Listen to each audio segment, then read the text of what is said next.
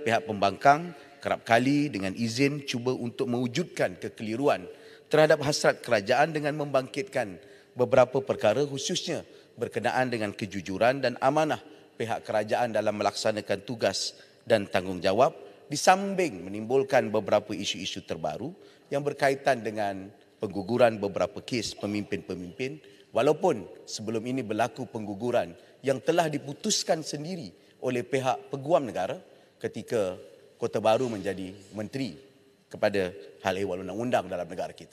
Malahan dalam kenyataan yang melibatkan 46 kes yang digugurkan, beliau secara jelas menyatakan ia ada dalam konstitusi negara dan ini hak kepada menteri ataupun kepada peguam negara.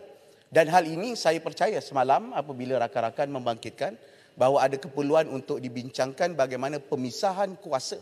Isunya di sini ialah berkaitan dengan pemisahan kuasa di antara pendakwaan dan juga peguam negara. Dan proses ini harus kita lakukan dan saya menggesa pihak kerajaan untuk melaksanakan dengan segera. Saya melihat Menteri Undang-Undang telah memberikan ataupun melakukan mesyuarat pertama prosesnya untuk melakukan pemisahan ini. Dan kalau ia tidak diadakan, siapa pun jadi pemerintah akan berlaku kes-kes seperti ini yang melibatkan kawan saya di Semporna juga merasai kerana selepas pengguguran kes tersebut berlaku perpindahan beberapa wakil rakyat dan juga berlaku perpindahan kerajaan negeri dan terpaksa diadakan pilihan raya negeri Sabah yang telah menyebabkan proses pilihan raya kita sedikit berkurangan. Jadi saya percaya isu yang dibangkitkan bukan hanya spesifik kepada satu dua perkara kerana ketika Perikatan Nasional jadi kerajaan pun ada mereka yang telah digugurkan pendakwaan atas keputusan daripada peguam negara atas alasan-alasan yang tertentu. Justru saya percaya proses jawatan kuasa evaluasi institusi juga wajar diadakan secara live telecast ataupun diadakan secara pendengaran awam yang boleh didengari oleh rakyat kerana ia telah menjadi isu rakyat. Terima kasih Yang Berhormat Gombak. Sekejap tadi Yang Berhormat telah menyebutkan di satu masa dulu juga ataupun sebelum daripada ini di dalam pendakwaan kes-kes mahkamah ada kes-kes yang telah diberikan pengguguran kes itu di peringkat DNAA. Boleh Yang Berhormat beri satu contoh kes yang telah digugurkan dalam tahun 2020 sehingga 2022 yang seumpama kes yang melibatkan Yang Berhormat Bagan Datuk, khususnya pengguguran kes itu di peringkat pembelaan, defense case. Boleh bagi contoh-contoh kes itu? Terima kasih. Mungkin keadaannya tidak sama secara spesifik. Tapi kalau kita lihat, sabar. Kalau kita lihat pendakwaan ataupun kes yang terlibat juga berlangsung semenjak daripada 2020 dan ia melibatkan kes rasuah dan juga pengubahan wang haram. Dan selepas daripada itu, maksud saya isu yang kita nak bangkitkan di sini bukan dibangkitkan tentang soal kes yang melibatkan prima facie dan sebagainya. Tetapi melibatkan kepada kes yang harus dilibat bagaimana kuasa pendakwaan dan peguam negara itu dikumpulkan bersama.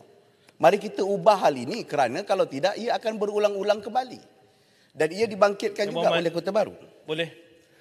Kota Baru tadi minta contoh satu. Kalau boleh kongsikan satu contoh tu bagus juga. Terima kasih. Dalam rekod ini dijawab di dalam Parlimen ketika soalan daripada Hanifah Aman, ahli Parlimen Sepang, Kota Baru ada sebutkan tentang kes Santer Babit dan dibangkitkan. Dan ia berulang-ulang. Maksud saya, kalau kita nak ubah sama-sama, kita ubah supaya ia tidak berulang-ulang walau apa alasan sekalipun. Malahan, kalau nak disebut, pilihan raya negeri Sabah berlaku selepas daripada pembebasan itu. Sempurna boleh sahkan walaupun sempurna dah keluar. Ada gambar beberapa pemimpin-pemimpin kerajaan pada ketika itu melawan dan berlaku perpindahan ahli-ahli Dewan Negeri kepada pimpinan yang rapat dengan Perikatan Nasional pada ketika itu. Kasih ini kalau juga kalau nak semak semuanya supaya kita boleh. Musa Aman belum dimulakan. Satu kes yang telah diputuskan ada prima facie kes setelah 99 orang saksi dipanggil oleh pihak pendakwaan. Kemudian di peringkat pembelaan ianya dibuat representasi dalam keadaan cukup luar biasa representasi itu dibenarkan oleh pihak peguam negara. Itu kita mahu penjelasan. Ya, ada pendetilan yang berbeza. Namun dalam kerangka yang sama. Rawatan dan juga kesnya adalah kes rasuah. Kesnya adalah kes pengubahan wang haram. Kesannya ialah pilihan raya negeri Sabah. Jadi kena lihat secara menyeluruh. Saya tak sempuh pun, saya tak nak pertahankan siapa-siapa kat sini.